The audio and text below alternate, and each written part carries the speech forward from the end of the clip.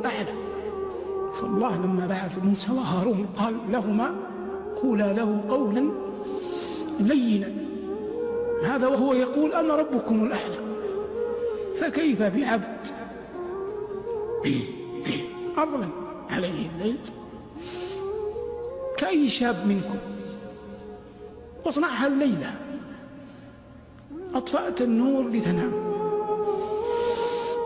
ثم أخذت فراشك ثم تذكرت جلال الله،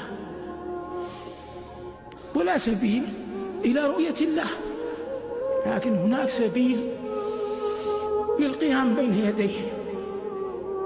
فعدت للنور وذهبت إلى مكان وضوءك فتوضأ، ثم وقفت تقرأ القرآن، ثم سجدت قسما بمن أحل القسم لا يوجد شيء في الدنيا من لذة أعظم من لذة السجود.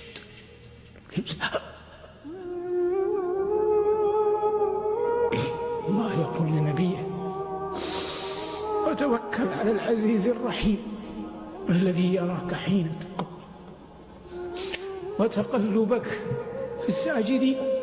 وقال ربنا اليوم يكشف عن ساق يدعون إلى السجود فلا يستطيعون خاشعة أبصارهم ترهقهم ذلة وقد كانوا يدعون إلى السجود وهم سالمون.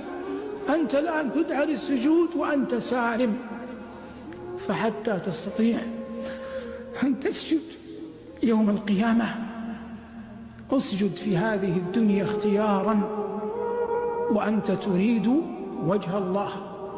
وطوبى لعبد أنار قبره قبل أن يدخله، وأرضى الله قبل أن يلقاه، وصلى قبل أن يصلى عليه.